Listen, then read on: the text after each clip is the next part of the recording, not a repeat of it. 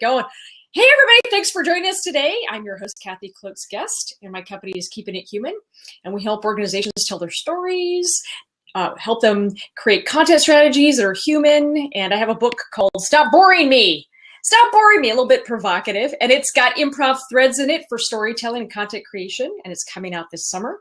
And with me this morning, two of my favorite lady storytellers, strong women. We got a trifecta here of awesome. So first is Karen Dietz, and Karen Dietz she is, what can I say about Karen Dietz? She's an author, she's a storyteller, she's amazing. Her business is Just Story It. She's got a site where she curates all kinds of content, Just Story It. She's also the author of Business Storytelling for Dummies, and it is a great book. And then we also have Annette Simmons, who she is my soul sister in the storytelling world. And I have to say that I would be the evil twin because she's so nice. So if one of us are so full of shit. I am grumpy. I am the queen of grumpy, you crazy woman. But she keeps saying this is why no one will fight me for that. And you know that. This is why I love her. People want to know why I love her. She is the author of The Story Factor. And it's a fantastic book if you haven't read it. And it's AnnetteSimmons.com. If you got to get it. Yes, Annette. I've updated it. Yes. I edited it down to 1/3 of its original repeatedness. Apparently, I tend to repeat myself a lot. And it is going to be available on an audiobook. Perfect. Just recorded it recently, so. That is awesome. That is super awesome. Yay! And don't forget to plug whoever tells the best story wins, too. Well, you just did. Whoever tells the best story wins, because it's all about storytelling. What people remember is your story. As Annette says, great books. You should read it. And this is why, now you know why I love Annette and I love Karen. But this is why, because I've never had anybody argue with me over who's the grumpier. It's like if I say I'm the evil twin, they're like, yeah, you are. And I love that Annette is like, no, I will fight you to the death. And I love that. To the death. To the death. Well, welcome, ladies. Welcome, everybody. I see we got some people on. We got Jeff, welcome. Cindy, Jim. Hey, Jim. Jim, yay. So I thought we would do is we talked about doing a blab on executive storytelling, but we'll sort of launch a salvo and start with executive storytelling, and who knows where this blab is going to go. I mean, it doesn't have to stay there. It's very improvisational, and we'll see where it goes. And in about 15, 20 minutes, we'll just open up the seats, and whoever wants to jump on and chat with us is more than welcome. Sound good? All right, let's do it. So I thought I'd start with executive storytelling because it's an interesting topic these days, and it seems to be going through a lot of changes. And it used to be tightly controlled, and now I think we can say and agree that everybody's a storyteller. Everybody in the company is a steward of the story. And you need a flame keeper, but you need somebody who can make sure that they're guiding the ship. But at the same time, storytelling is everybody's responsibility. It's in an age of digital fluency and employee advocacy. All employees are brand champions and storytelling stewards. So what say you? What's up with executive storytelling? Any new trends or things that you're seeing, ladies? Well, I noticed y'all were having a conversation about kind of the life cycle of the term storytelling. Yes. And, my background is leadership training. And so leadership, the qualities that back in the 90s that we taught in terms of leadership and still do, the way I teach story is through kind of leadership lens, is there's no qualities that get talked about in terms of storytelling that aren't actually talked about in terms of leadership. Mm-hmm. And so it's really interesting to watch how the term storytelling is morphed in practice. Yes. One of the things, there's a great book by Art Kleiner called The Age of Heretics, and he profiled the development of organizational development as a field. And and talking about, there's heretics. His definition of heretic is someone who recognizes a new truth and decides to stay loyal both to the truth and to the organization. Right. And over the years, I feel like I see gold emerge on the horizon, and then that gold, as people monetize it, that's our new word, become consultants in it, turns to lead because people try to reduce it down to a soundbite or to a, and I think that there's been a lot lost from in redoing the book. I actually did rewrite one chapter significantly. Most of what I said in 2000, I held. What I rewrote is the chapter 2 on what is story. Good. And I felt like I needed to articulate that there are definitions of story that come from literature, from mythology, from political narrative, and that each one of these definitions has its own distortion. Yes. And that choosing your definition is in very many ways choosing your ethics. In some ways, yes. I think it's also about choosing your methodology and approach.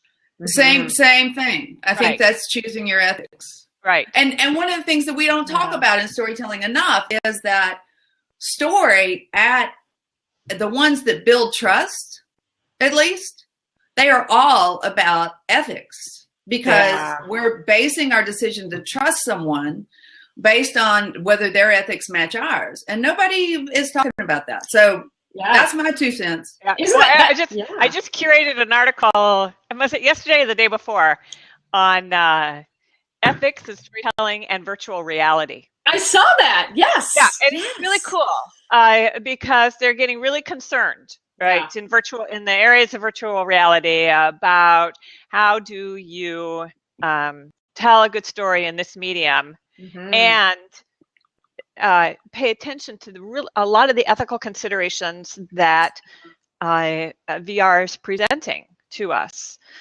like perspective is one of these issues. So how do you tell a story and not promote hate or racism or things of that sort? Yeah, I'm thinking, and I'm thinking just of the political narrative stuff that you talked about right now, because regardless, and I love that article, and I saw that article, and it's a great article, and I probably lean towards something that Annette said, which is, I think the ethics of storytelling have been with us for a long time. Take that VR piece out of it.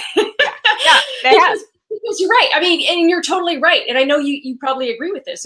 It's the way that we frame the narrative has everything to do with we're making choices. We're making choices about what story we tell, what we leave out. Right. Are we telling the whole story? Probably not. We're framing that lens very tightly. And if we do that, the question is are we telling the whole story?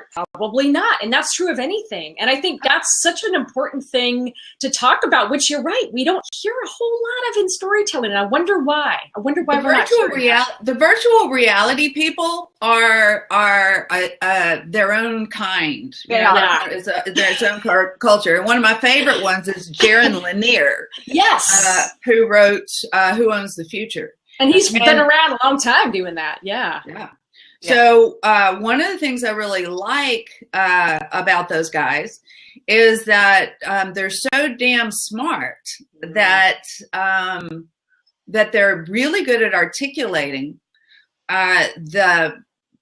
all of the dilemmas that are not just in virtual reality, but also in how we shape the internet. Absolutely. Yeah. And when you said, Kathy, about shaping the narrative, and I think it actually starts with shaping ourselves. Yeah. What's our own personal narrative, and as a leader, and how does that influence my whole approach to what's going on in the organization and the stories that are being told? And I'm thinking in particular about how locked into the hero's journey so many of us are, and Yes. how that is so problematic, for leaders in organizations. So true. I think I have some good news to report on that one, because I hate the hero journey. I'm right there with you, girlfriend, right there. I mean, y'all are just, I feel like a monkey on the screen to perform. Y'all are poking on my buttons. Okay, so. Don't hold back, girl. Don't hold back. As if. So the scenario planning is a place where this wisdom is coming out, I think. And its corollaries with design thinking and agile and that sort of thing, because now I forgot what I was going to say. What the hell was I talking about? Hero's journey. Bad. All right. Hero. Right. Okay. So let's just think about the case study of Shell that most people are familiar with. In 1965, they realized that a post-apartheid environment would be better for their business. And so while they didn't invent Mandela, they did begin to orchestrate, their sort of scenario planning to create a post-apartheid situation, and channeled a lot of resources towards Mandela and the people who were saying the same things he was saying. And that's an emergent archetype. And I would just, I work a lot with the military, and they have started, looking at scenario planning. What sort of amazing sort of archetypes would emerge if the scenario was peace? Yeah. And, 2030, 2040. I just don't think that the hero archetype would be quite as popular. I'm so with you. I agree. I think we're shaking our heads too. And get my feminist dander up here for a second, right? It's like, go girl, man. That's what I'm here for. That's, I think it's interesting because it's always been, and I live in the heart of Silicon Valley, where the hero's journey has defined what built this valley. You think about, HP, you think about Steve Jobs, you think about this backbone of the valley has been built on a hero's journey of, I'm the innovator, I'm telling my story as the creative entrepreneur. And it is very self-centered in a way that's, I think, destructive. And a lot of people are saying that it's inimical to great innovation, because what happens is it doesn't allow for the we. It becomes a me story, and we're so entrenched in the me. I built this, Right. I mean, Steve Jobs was a brilliant innovator, but let's be very clear. He is not the only model of successful innovation. And frankly, his people leadership skills were very dubious, and I'm being nice. Right. And I think that creates a real problem for then, we all know that innovations don't come to market without the we.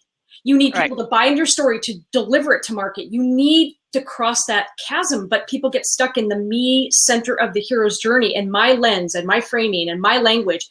And it creates, I think, a very interesting thing where there's a lot of distrust. It's my story, and it's my company, and it's my IPO and my millions of dollars. And it's a very strange thing, because it's the drive that has built the valley, but it's also, I think, can be a very destructive force for greater good social innovation. And we're seeing that play out in Silicon Valley a lot. Absolutely. It's like what Rosabeth Moss-Kanter said years ago, from Harvard.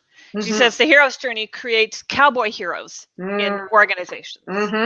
That ends up being pretty destructive, because it is all about the me, or the lone person, as opposed to the we. Yes. Right? And I think that the hero's journey for businesses and for leaders ends up really handicapping us, because it's a story that is, how do I want to say this?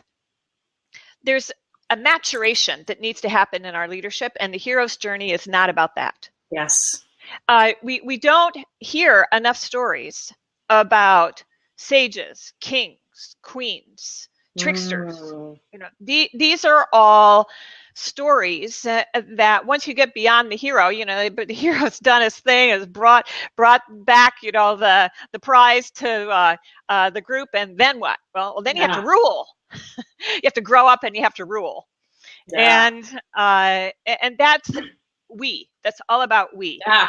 You know, it's the magician, the king, the queen, the trickster. And so this is what we're lacking, I think. My humble opinion. Are y'all familiar with Marshall Gann's work? Story of Me, Story of We, Story of Now? Yes. Yeah. I think that there's been some good work, but the hero story is popular because of cultural values in the United States. And in business, we Americans have exported a lot of our values that aren't sustainable. Well, the problem with a hero is that it requires a victim, and a persecutor and a rescuer, and that sort of conflict doesn't get resolved by hero behaviors. It also that fits right in with your earlier book and that on territorial games. Yeah, and a safe place for dangers too, because the empathy. Yes. One of the things that's inherent in design thinking, product development, user stories, that sort of thing, is the skill of empathy. And it's so funny. It's now being called tactical empathy, whatever you need to call it. Please, I'm serious. As opposed to strategic. I was with a military audience last week. And that's the term I use, and they're like, "Well, okay, then, you know."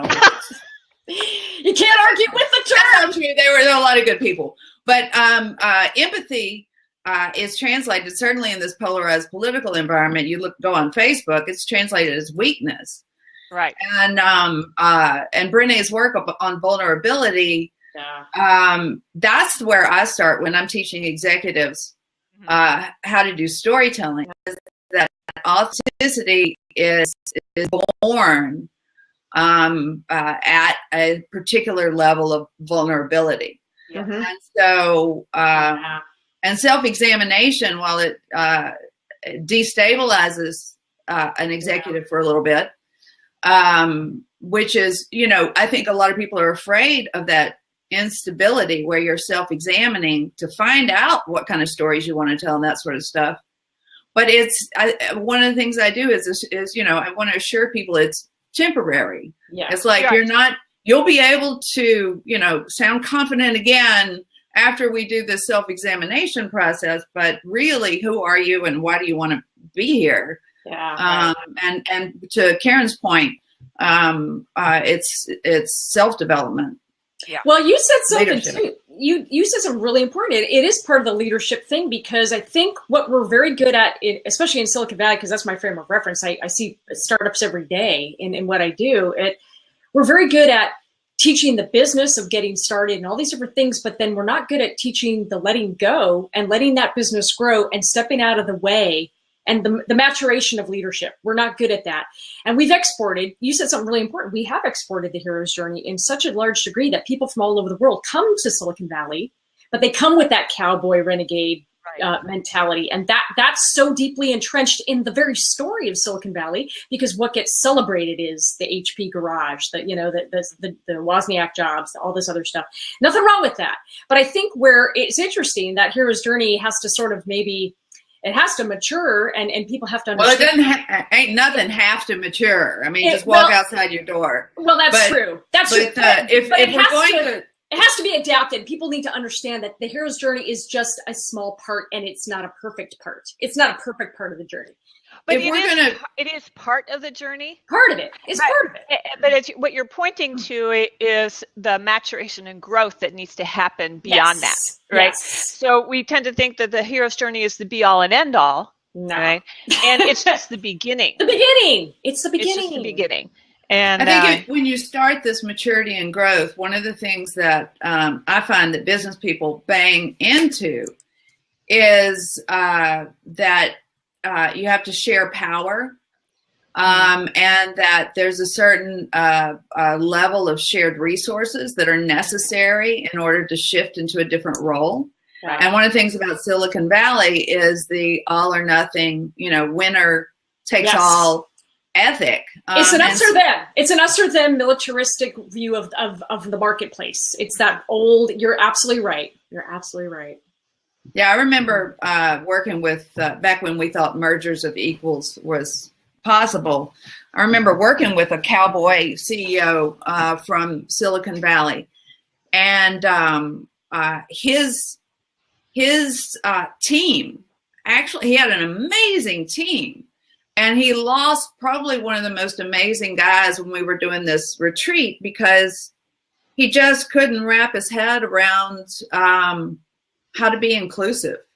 And this guy, the guy he lost, okay, he had a grand piano in his office. I mean, he was the ultimate creative geek, because if you get a chance, Kathy, you get a chance to see these people's offices and environments. It does not look like what the rest of the business environment looks like. No. And here was this damn genius, and he just lost him. Yeah, he lost him. Yeah, I believe it. So are you seeing examples of companies where they're sort of making that transition? And I know it can happen at any stage, where we happen to be talking about sort of, maybe startups at this point, but it could be bigger companies where at any stage you have to get to that next level of growth. There has to be that going beyond the hero's journey, as we're all in agreement. It's just the starting point. Are you seeing companies make that change? I mean, you mentioned the military in it, and I know you because you've done a lot of work there. Are you seeing? I mean, the military's been around a long time, right? And are you seeing more empathetic leaders? Are you seeing people get it? I know that terminology aside, tactical empathy aside, are they starting to get it? One of the things that's interesting about the military is, all of our good psychological tests started in the military.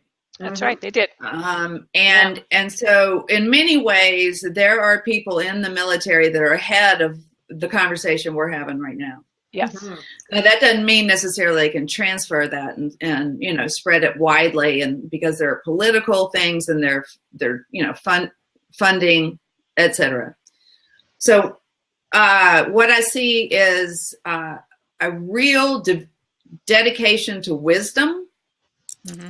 And wisdom and situational awareness is a military term. Is. Yeah.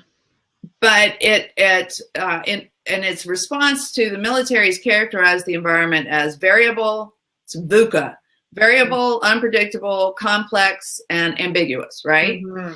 So in order to operate within that scenario, it's you have to have all the sources of information. And so, this is cool. So there's a guy in the CIA who actually used the 6 stories, still uses, to teach spooks how to develop assets, how to develop. Can you believe that? It's like, that's not why I wrote the book, right. But that's cool. Go America. Anyway. No, I thought it was pretty cool because it works, and it's a confirmation that you can be from a completely different culture, and when you share your who I am and why I'm here story, you are beginning a relationship. So anyway, you're asking me if I see a difference. I had Vice Admiral come up to me. I was at Annapolis, and tell me that there is a big investment in this new, and it requires totally different behaviors. If you're going to get information from the 6 or 7 points of view, you're talking about perspective, points of view that might impact your ability to create a peaceful situation rather than win a war. But granted, that's not where they started. Then you have to change. Just like that behavior just doesn't work. And so, that's a long answer to a question. I should have just said, yeah. No, we want to know the backstory. I think it's cool because you said something really interesting earlier, and I'm sort of going to flesh it out a little bit. Getting back to this idea, this metaphor of like battle conditions, and it's like at some point the story can't always be that we're fighting fires and that we're at war. And I know conflict is part of the story, but I think this new empathy in business storytelling is the same thing. It cannot always be that it's an us and them and we're demonizing the other and it's about winning. Somebody's got to lose. And this new empathy in storytelling really has to be a different kind of leadership. I think we're seeing it. And And I think maybe millennials are getting it right. I think millennials, it's interesting, there's a mindset that I see out here, and millennials are like, yeah, of course. We don't, it doesn't have to be, us and them. But there's an entrenched in some industries viewpoint where it's like, marketplace is more. Millennials don't seem to have a long-term definition of trust. And so that's another issue. So not that I, think they should. Right. Certainly from what they've learned, there isn't one. They question, yeah. I think the empathy thing does call into question the distribution of income that is creating distrust. Right. And then this distrust is going to impact whether your employees give you 100% or not. Right. Yeah. Yeah. Which goes back to your point earlier, and that about vulnerability, and that's where and authenticity, and that's where it starts. And I'm also seeing along these same lines more and more of emphasis or a push for companies to actually go beyond, let's just have a foundation, right? And support some cause out there. Let's actually be the cause. Yeah. And let's start paying attention to the impact that we are having on the world in bigger ways. I'm curious, who's your favorite on that one? Who are you really liking out there? I'm liking Patagonia. Yeah. Credibility. What about Unilever? I don't know enough about them. What are they doing? Well, and I don't, Kathy, you may have to fill this in. Current events aren't my best thing, but Unilever bought Ben & Jerry's, right?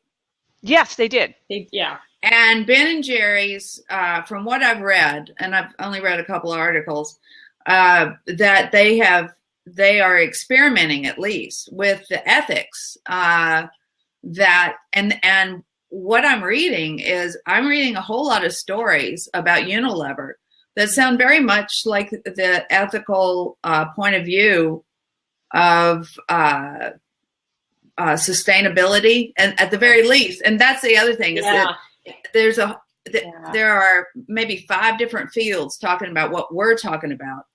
And I think sustainability is another expression of what we're talking about. Yeah. Mm-hmm. Right. More of the we. The emphasis of the we. The we. And I think Karen's right. I love Patagonia because they're credible when they talk about sustainability. They have the longevity. They've been doing it for so long. And I think there's also the backlash to people that are just sort of, greenwashing the whole sustainability thing. But you do have the people that are very credible in their storytelling. And I'm seeing even big companies like GE start to make that shift about, they recognize there's more empathy in their storytelling, and it feels right to me. Like they get that empathy is not a short-term game. It's a long-term game, and they're in it for the long haul. And they have this really great story. Do you remember that 15-year-old kid, Jack Andraka, I think it is, who came up with a test for prostate cancer? He's 15.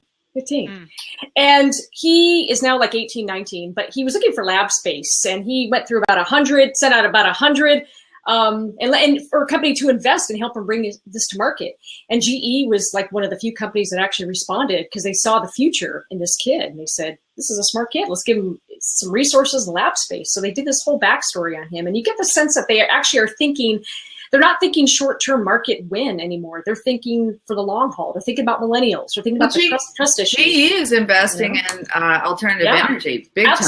Absolutely. And so I think there's credibility there. There's credibility there. There's absolute credibility. And the GEs and the Patagonians, there are some companies that are actually, I think, getting it and doing it, and it's credible when they do it. Yes. Yeah. And who's on the bottom of the list is Monsanto. And that actually just came out today. A list. Did it? The most. It's a list of brands. Yeah. And who are the most trusted. Yeah. By the public based on the actions that they take. Yeah. What's the list? Let me see. I think it was in HBR today, and let me see if I can find it really quick. That's interesting. And I know Edelman has their trust barometer, and they don't look at companies per se, but they look at industries. And you always have the usual suspects at the bottom, like government, tobacco, oil. You know, like the industries. They're all based in Louisiana, where I live right now. Let's just say that ahead of time. Well, I'm curious if, Karen, you'll have to tell us if Chipotle is on there, because I think Chipotle lost a lot of credibility with the way that they didn't communicate.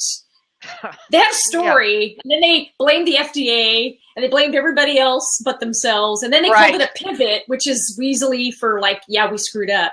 Let me just say that the agency responsible for the storytelling for Chipotle is in Shreveport. Oh no! Yep. Oh my goodness! My neighbors. Holy moly. Well, I'm curious to see what Chipotle will do as their next kind of thing. I think it feels like they missed a beat. They had an opportunity to really own the story, but they sort of, have this great story, but it seems like the reality gap between the story and sort of the way that they gave information out.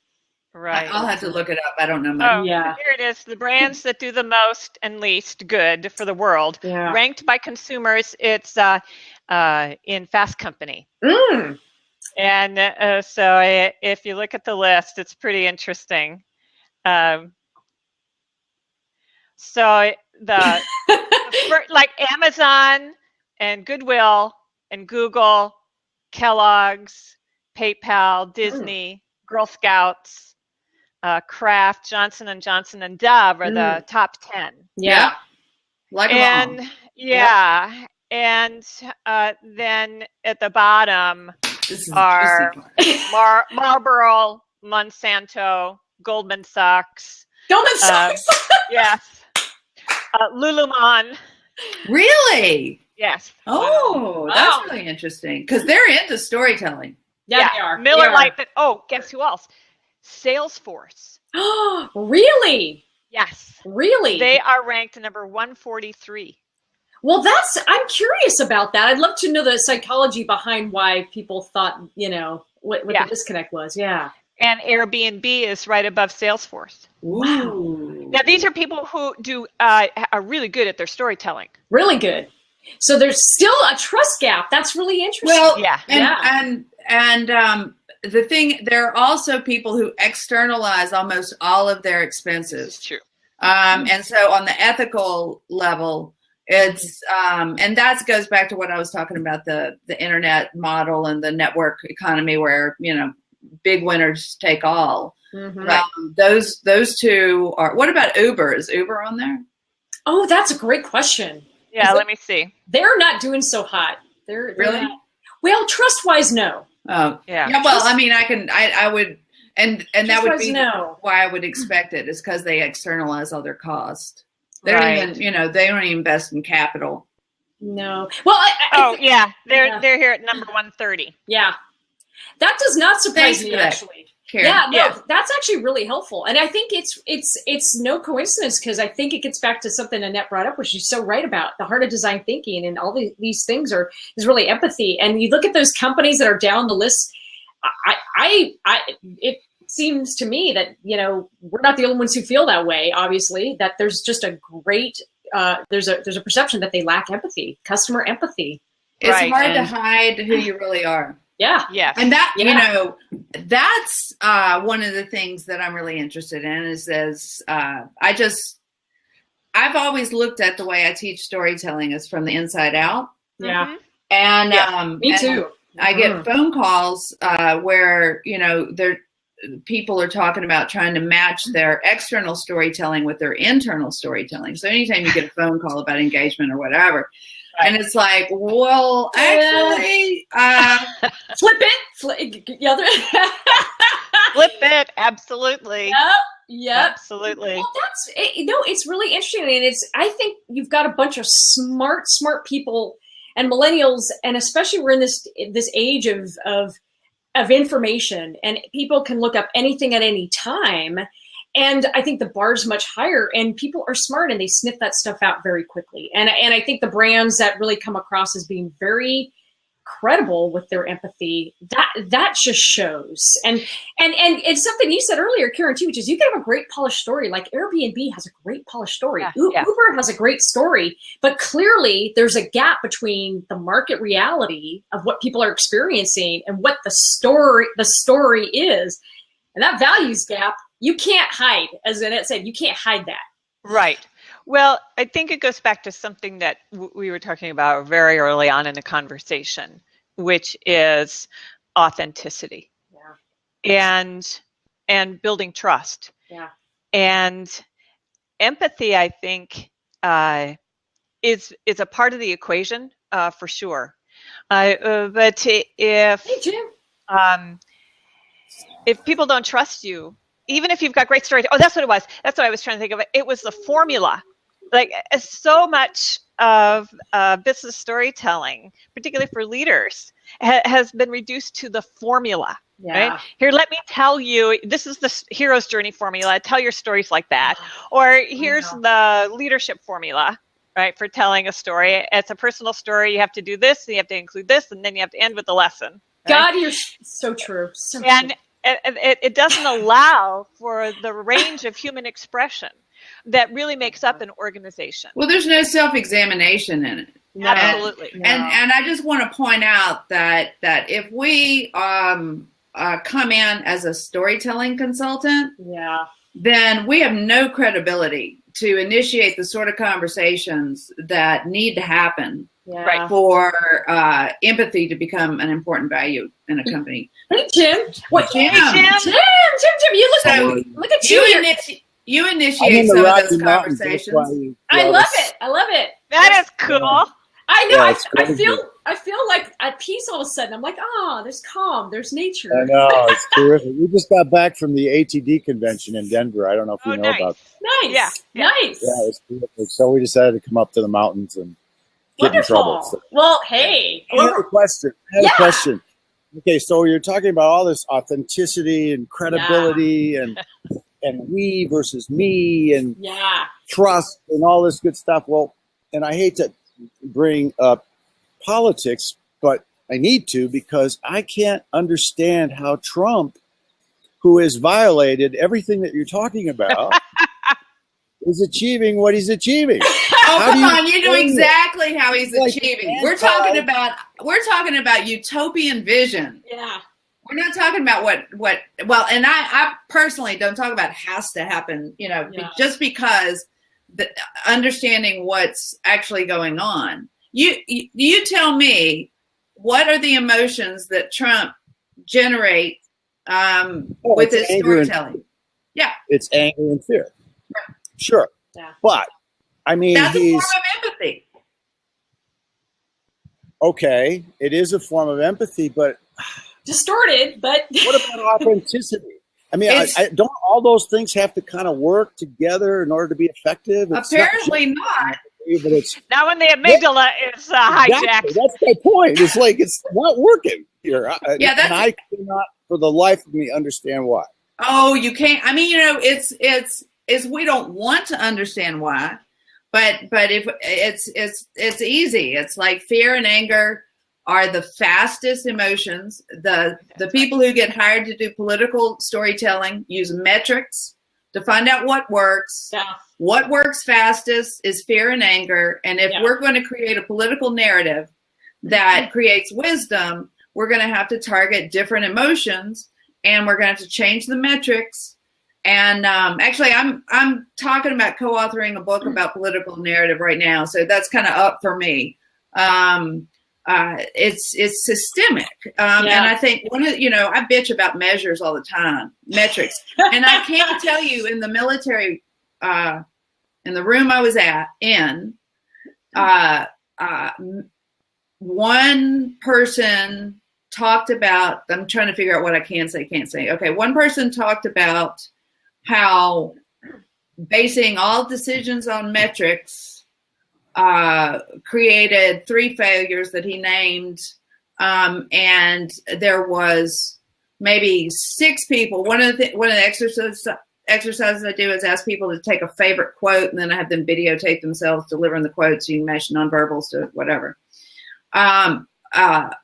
about 5 or 6 of them chose that Einstein quote, "Not everything that counts can be counted. Not everything that can be counted counts." So there's some hope there, but you know, I think Trump is a wonderful, wonderful and Trump. Yeah, well, I never use those words.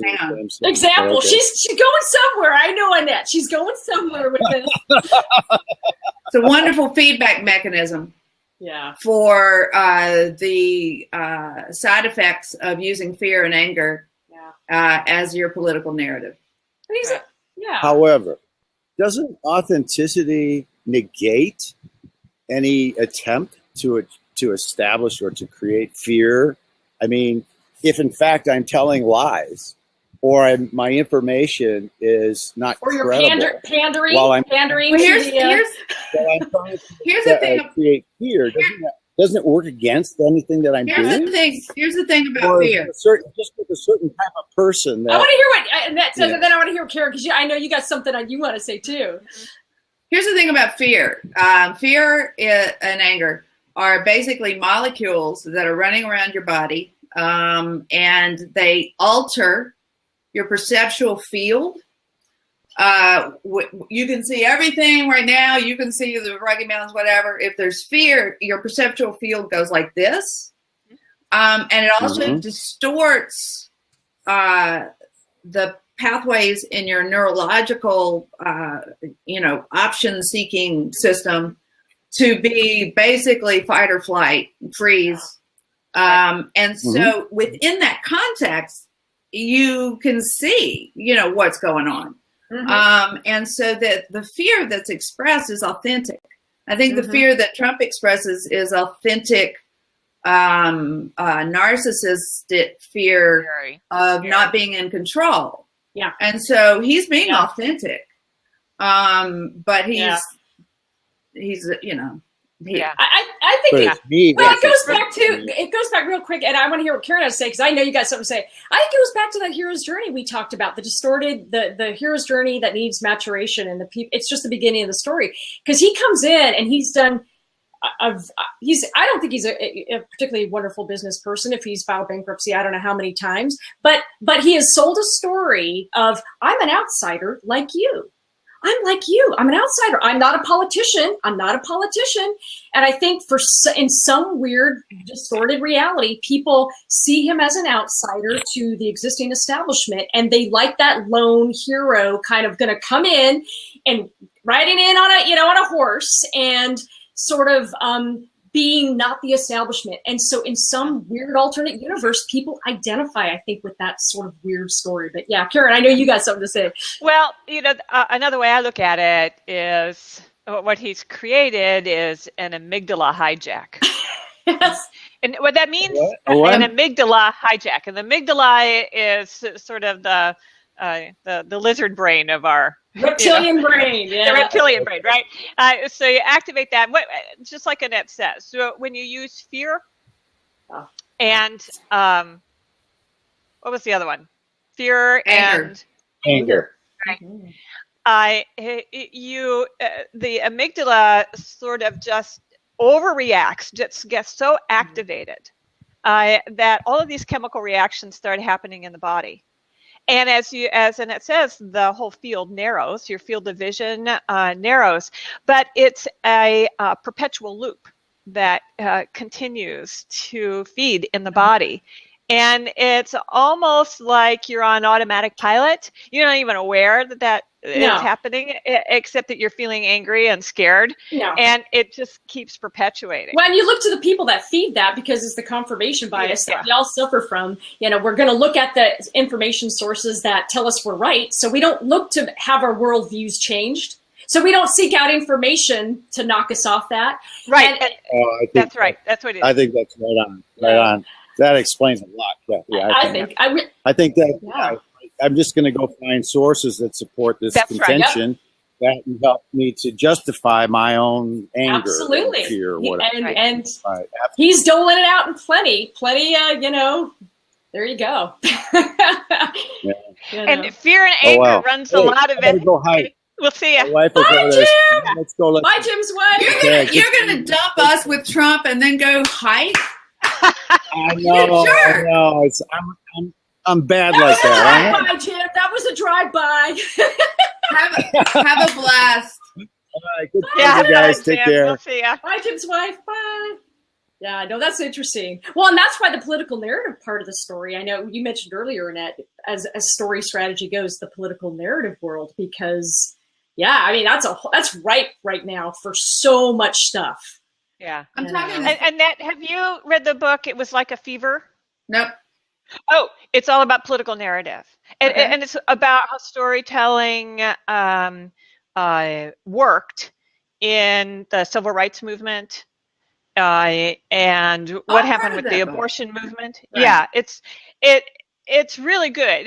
It's academic, so it doesn't have a real conclusion like go do this. But it has a lot of meaty material in it.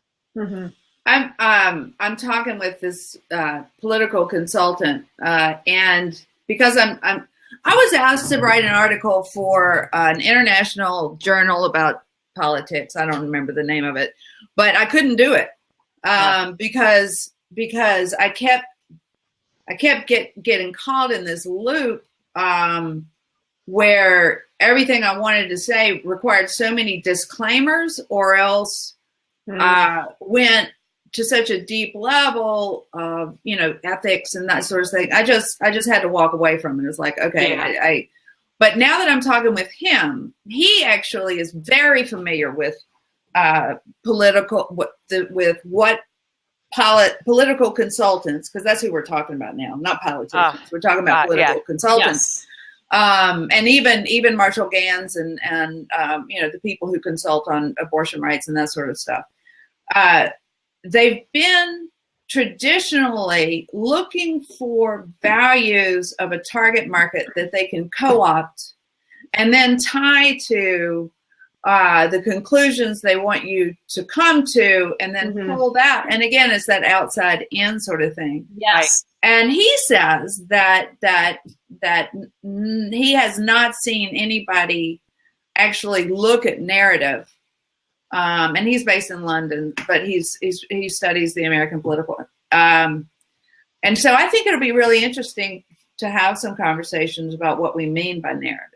Well, there was a book that was written a few years ago by the Republican National Committee on the deliberate use of narrative in politics. Yes. What was it? God, I can't even remember. Do you remember? I don't remember the title, but it was put out after the loss the against Romney, and there was a lot of self-evaluation supposedly that the RNC did, and they looked at themselves and came to some understanding about the narrative. I can only imagine. It's an insular box when we're in our own little bubble. But yeah, I forget the name of it, but supposedly it came after this long introspection about why did they lose so badly to, in 2008, and then why did they lose again in 2012 to Romney? And what about the Fever book? How did they talk about narrative? Well, they talked about, first of all, our ambivalence towards it, and how that often plays into these political movements. And then they talked about what was happening at the grassroots level and how narrative was being swapped and shared. And how leadership, it was this relationship between the stories that were being told on the ground, right? And stories that the leaders would tell. So there was this kind of movement back and forth. There's fluidity, and that goes back up the channel. There's a feedback. Okay, because this is akin to what we were talking about earlier. And Annette said something I want to get back to because I think it's so important. You have this in politics, and I think you have the same in business, where people approach the story as the formula, right? They're looking for the formula, and I know similar to politics in the startup world. Somebody comes in as the story consultant, and here's what you have to do to get funded. Here's what you have to do to get this. Here's what you have to do. And so they're looking at it in a very formulaic, unemotional, let me just pass this hurdle, this test. And so it is interesting because it's a very similar issue, which is people aren't coming at it from, here's my core values. Let me start with inside out storytelling, my core values, and then attract the people who share those values and make sure the fluidity and that feedback loop is there. Am I telling the right stories? Is my story reflective of the grassroots stories? And you don't see that in business. And I think the Obama campaign was so successful in part because that mechanism happened. Yeah. That fluidity. Right. Well, this is what gets back to Annette's comment about the definition of story and storytelling. And depending on the definition you use, how you think about a story, that will actually show up in the behaviors that you adopt around storytelling. And if you have a formula around storytelling, and if that's your definition of what storytelling is, then what's not in the equation are other people. Yes. And if you use a definition of storytelling that is about the experience that people have of a story and the meaning making that happens with that, then you have a chance of other people being included as a part of the whole approach and methodology. I think you can even step further back. I think that if your definition of business is a war, then you create certain behaviors. And now the definition of business has shifted to a game. So we've got the gamification, which is a little better, but there's still winners and losers. And so, and I'm not saying there won't always be winners and losers, but sustainability creates a cap on on the ethic of make as much as you can, which has tended to be certainly a corporate, sort of imperative. Yes, considered a fiduciary responsibility to exploit resources to the nth degree. Especially if you're public. And that's totally win-lose as opposed to sustainability, which is about win-win or the triple win. Right? The win to the business, win to the world, win to the employees, win to the customers. I mean, there are multiple wins that a sustainability model, I think, is looking for. And it shifts away from what we talked about at the beginning of this lab, which is that move from defining the marketplace as war, the art of war, and that somebody wins, somebody loses, and shifting it towards the sort of new empathy model, which is how do we create a win for everybody? And I think that's sort of that's the interesting thing here is we're kind of, how do we get there? I think it's naive. I think it's perceived as naive to talk about the win for everybody because they're just people who won't go there. And so I agree with you. Our job is to think of something, a way to characterize the dilemma that meets the needs, and embeds it with. And I ain't there yet. I don't quite understand. Well, there's a structural issue too, though, that we need, that we don't have any power to address. We just have the power to point to. Yes. Which is how executives are compensated. Yes. Well, which is totally on the contribution hero. Totally. And that is exactly it. There's a disconnect, and their longevity over time. They're not compensated on whether or not the company does well or it doesn't do well. And so there's no shared interest, fiduciary. I know it's supposed to be, but the pay systems are out of alignment. They are for a lot of the sales teams too. They're paid based on getting sales and not on customer service and retention of those customers. And I see this all the time in sales. There's such a disconnect in those alignment models. So I'm with you, Annette. However, I think that gets back to what millennials are expecting. They're now coming in saying, I'm sorry, but this whole win at all costs model, that doesn't work for me. And they're actually saying to companies, you won't get my business if you pull that crap. And we're seeing an interesting thing. It's the rise of consumer power and expectations, maybe a little bit naive, but I think millennials don't, to your point, don't have loyalty, and they don't have this long-term loyalty to any company. So it's a prove it. There's no model. There's no model for them to call upon where they've seen it work. Yeah. Right. Right. Absolutely. The expectations are different. And I think it's interesting. It is it's a way of thinking about corporate governance and corporate running businesses in a way that I think for a whole generation, it looks weak maybe, but there's the expectation is there will be more empathy, and millennials want to work for companies where the leadership has empathy and actually cares about people and walks the talk. Mm-hmm. So there has to be this change. And the question then becomes is, what recommendations would you make for companies that care about that transition and are looking to establish more of be more empathetic in their leadership inside and outside the company? What do we? I think it goes right back to what Annette said earlier. It starts from the inside out. Mm-hmm. Personal examination. You have to start there.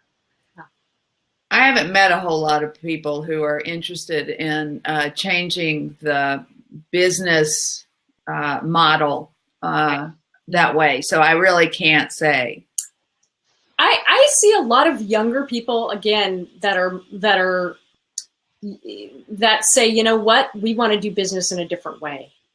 And I said that when I was 22 as well. So I'm not sure. I just think this is just a really, really big important question. It is a big important question, but I do think that there's hope, at least in not all, but in some of the younger executives that I meet in Silicon Valley that tell me why, and their story is not one of here's what I was coached to say, but here's why I started this company. Because my child died, my brother died, because there was no, nationwide list for people of color who needed liver transplants. So here's why I started it. Here's what I care about. And their story is coming from a very much an internal place. And I meet these people, and I'm glad to hear it. And I have hope. And now, is it going to be everybody? No. I wish there was more the corporate self-examination, and I realize that some of it is a generational shift, but I am hopeful that I meet some of these people who really know their why, and they know it from a real core emotional values place, which tells me that their GPS isn't going to be chasing whatever, pandering to whatever customers want or think that they want. It's going to be coming from a very centered place of here's our values as a company. I think about healthcare. Yeah. I work a lot with healthcare, and I see them being ground down from because of the structural impediments to, and we've made those structural impediments with the best of intentions. We've just been using dogma laws to try to facilitate ethics, like the HIPAA regulations. Yeah. And all of the, what if we had spent all those resources on actually facilitating ethics? Yeah. Rather than, checklist, and I don't know. It's just so complex that healthcare is going to have to find a way to manage things that they can't measure. And admit to themselves that there are different approaches to this. I'd like to see the sort of sentiment that you're talking about, Kathy, and some of the design rooms for the IT systems for healthcare. Mm-hmm. Excellent point. Yeah, no, and you hit it on the head. It's like we're trying to legislate morality in a way, ethics, and it's that's a complex one because. Unless companies have an internal compass for the values, that's a hard one. That's a hard one to make people care. And it is internal. It's the internal work that has to happen. It's inside out storytelling, as I think we all agree. Let's see. Bob Sands has a question. He says he was off for a bit. So is telling a customer story or helping them tell their story, shouldn't the customer always be the hero? That's the question. From Bob Sands. Good question, Bob. I think it's a good place to start for a particular kind of storytelling. I think that it causes you to see things and it causes you to perceive yourself as the helper. Yeah. But there's still a victim of, persecutor and a rescuer in a hero story. Well, they're usually implicit. But certainly it's a great place to start for customer stories. The way I like without it. The way I like to talk about it is, well, I try not to mention the hero's journey or the hero's story, or that they're the hero of the story. Try not to use that language so that we can start thinking about it in slightly different ways. But what I do say is, I ask my clients, well, isn't the story about your customer about something, some extraordinary thing they were able to do? Yeah. Isn't it about something that they were able to produce that they wouldn't have without your help? Yeah. And that kind of maybe opens up the field a little bit. Yeah. User stories. I mean, that's what people are looking for user stories. You know, I need this so I can do that. Yes. And so that's a good correlation. And I echo that. I always think of it as focusing the lens on my customer and what they were able to do differently. But I also focus on my customer's customer. I take that one step further. Sometimes the way that you can help your customer the best, Bob, I think, is how did you enable? Were you a mentor, a guide, in somehow an agent in making your customer do something extraordinary for their customer? And if you can sort of tell that narrative too, you know you have a really good story, because like that you're spreading really that chain, that chain of goodness down. Awesome. Down. So try that too. And that's where I like to. I'm like Karen. I don't like to cast it as hero, because I think the hero then it's like, you know, people marching in on the white horse telling everybody they're wrong and they're going to save the day. And that has a lot of like judgment layers to it. And so so I don't like to cast it that way, but if you can focus the lens on your customer and how they help their customers, you got a great story. That's for sure. And I want to read, there was another comment here at Hockey Storytelling says, Christian Salmon is an author who has a chapter on political narrative that you might be interested in, Annette. Christian Salmon is the name of the author who has done, I guess, a lot of work on storytelling and politics. Thanks. I'll check it out. Yeah, thank you. And Bob makes another point too about consultants often wanting to be the hero of the story. I know. And I tell you, talk about inside out storytelling. Yes. Right? Where you really got to do the work internally in order to have that not happen. They should function. I've seen lawyers, and you know, we know how I feel about a hero story, but I've seen lawyers dramatically improve their ability to win trials when they look at the jury as the hero. Yeah. And so it has its place. Yeah. Definitely. But that cracks me up. Yeah. It does crack me up. I think it's once in a while, like your founding story, it's okay. I wouldn't say hero, but it's okay to be the focus of the lens, because you're telling your why you started the company. But I agree with you. Once you're sort of a functioning company, you should be the guide. The best brand stories I've ever heard is you're the guide, you're the mentor, you're something. You're never the hero. That's, you know, and try this instead too. I'd like to see more companies tell their failure stories, not pivot stories, not pivot. But be honest. All right, we screwed up. If we're okay, I got two questions. Why not pivot? Well, I think pivot. I don't have a problem with pivot stories in general. The language to me feels like they're not owning the fact that they screwed up. I see. They're not. They're saying it's a weaselly way of saying, you know, I'm not going to own my failure. Exactly. And it's like, I'm just going to move from here over to here. Exactly. And it's like because they're afraid of being vulnerable. So don't be afraid to just go, you know what? We screwed up on the product. Now we're fixing it. And all this kind of we pivoted is just a fancy of way we, you know, screwed up, but nobody wants to own it. And I think customers see that after a while, because everybody's got a pivot story. Gee, magically no one's got a failure story. How is that possible? So it's just another way to look at it. I like it. Don't you think that maybe a problem about being the hero of the story is that companies try to tell an against all odds David versus Goliath type of story? That happens. Yes, that happens. What do you think, ladies? You know, I'm gonna come clean right now. I really don't understand the term brand story. Yeah. I don't know what the hell. Doesn't make any sense to me. I don't know Crazy. what the hell it means. Let's pivot with that. Yeah. And so the David and Goliath is like, that's a narrative that appears over and over and over again. And religion is a great place to look for narrative. But do y'all know any, I mean, other than Coke, and I understand, I feel like I really see evidence of story thinking in the stuff that Coke does on the inside and the outside.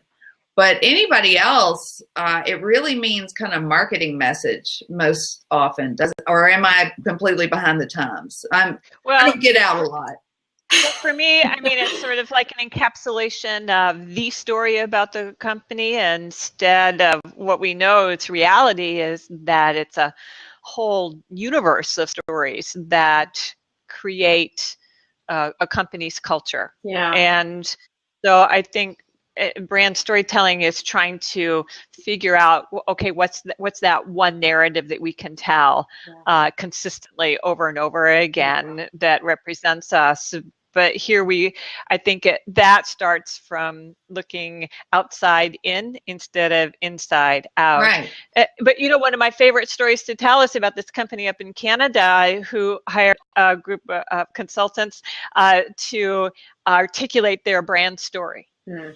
And so the consultants went in and collected all the stories from all the employees, right? Went back to their conference room and worked on the story, distilled it down to this, essential story. This is the story of the company. And then they brought that back to the executives, shared it with the executives. The executives go, oh, yay, great. We now have our story, right?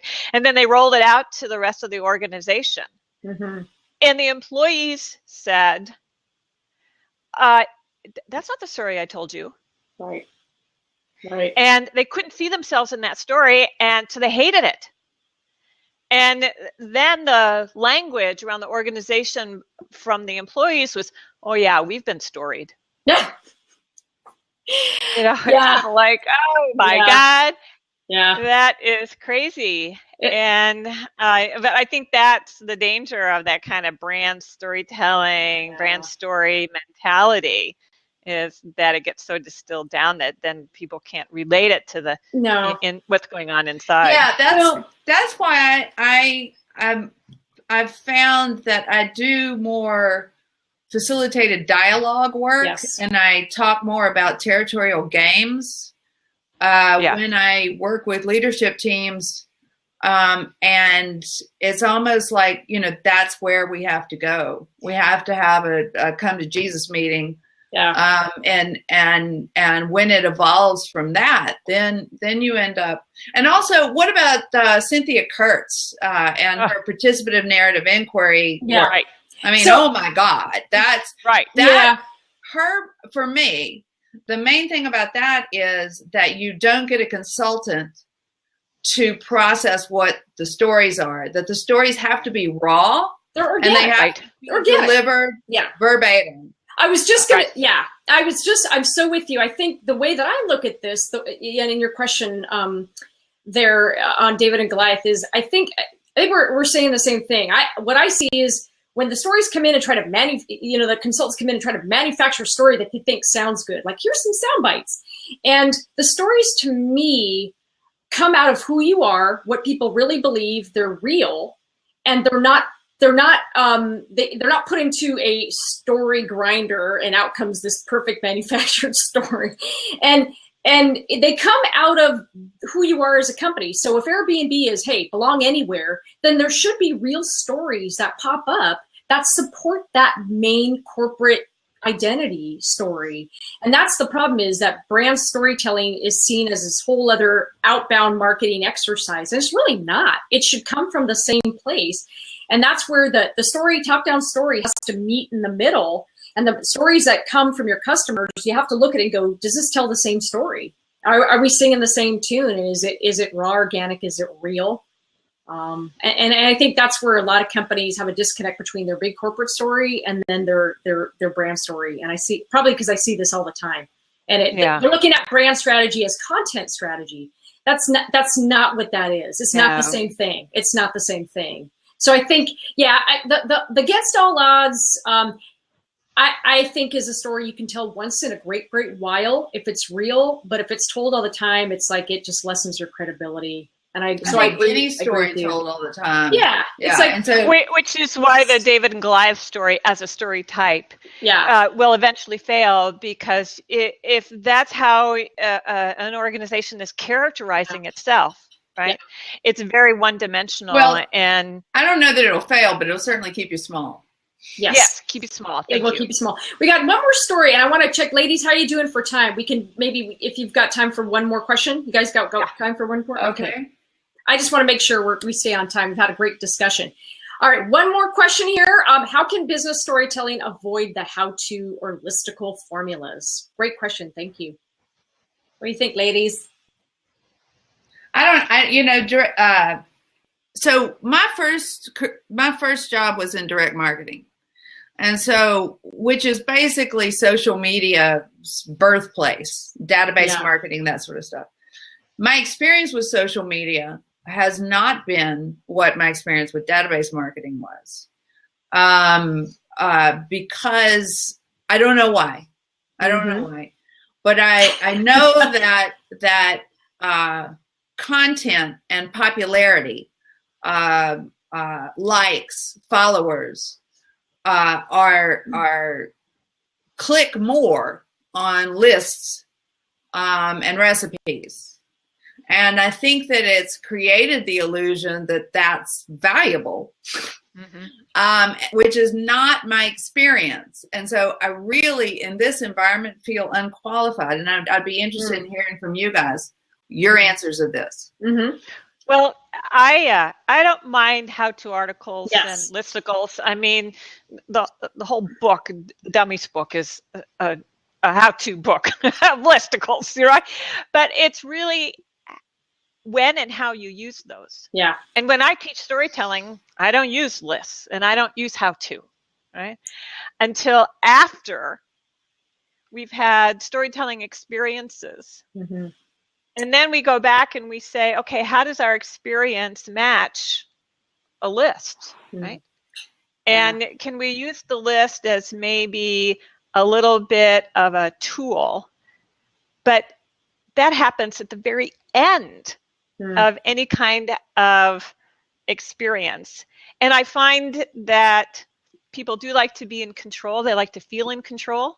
And sometimes those lists or how-to little pieces help the person psychologically to feel, oh now I know. I do care that we call them listicles. That's jargon monoxide poisoning, and I don't like it. But I do love how-to articles because I think they actually add value. I don't see it as storytelling, but I'm not opposed to how-to. If you Google anything on YouTube, the most watched videos are how-to videos. It's a fact. Why are they so popular? People have problems they're trying to solve. So how to do storytelling, how to do this. People have problems, they need solutions, they need to solve those problems. So there's a reason that how-tos are very popular. I have no problem with that. You can have great utility and great value in a how-to, not a problem. But a how-to, to me, is not a story. And so if we're really talking about business storytelling, then let's do business storytelling. If we're going to create how-to lists, that's fine. Let's just not call it storytelling. But I have no problem with that. I think what about the how-to list, how to do business storytelling? And I don't think there's anything wrong with that. But here's the thing: I think there's too many how-tos on that, and not enough doing it. And I think you have to. I think to Karen's point, you need to show it, but it's also okay to give a how-to. And I'm going to give you an example here. I think that. Part of the reason I think for this question, if I can extrapolate here at Hockey Storytelling, is that it's because people don't know where to find good stories. There are great stories in any organization, and a lot of times those stories, they do not come from your marketing department. So everyone's looking to the marketing team. No, they come from your customers. They come from your employees. Go find the best storytellers in your organization, and you will find more stories. So yes, the how-to articles are fine, but go find the real good stories that haven't gone through the story, machine of and been so over polished and produced by marketing. That's my thing. Yeah, and I will add to that, Kathy, and say that what's important to teach more than anything else when we're talking about business storytelling is how to think about stories. Yes. And if we provide, here's how to do this story, or here's a list of elements that you need. All that does is it confines our thinking. And to your point, go listen to the stories, right? Yeah. Because you will find an array of stories that go far beyond the how-to and the list. Yes. And there are many more story types and story structures and ways to tell a story than you'll find in the how-to. So I try to get people to think about that first, so that anything else is just a little supporting document, but not the answer. Yes, how-to is a choice, not a fallback because you don't have a good story. And I think that's the really important difference. Ladies, I want to be respectful of time. Let's maybe final thoughts. I'll answer really quickly at SD3 Design. We talked about corporate storytelling, and we talked about Patagonia doing it well, and we talked about GE. We talked about who wasn't doing it well. So Coca-Cola doing it well. Coca-Cola does it well. Marriott is starting to do it well, actually, because it's never about the hotels. Check out Marriott, I would say. That's okay, no worries. This is being recorded. You can go back and you can watch that earlier, but I wanted to answer your question. But I also want to be respectful of time. So ladies, final thoughts on storytelling and empathy, because I think this is such an important thing, in ethics, because we're not talking about it. Final thoughts.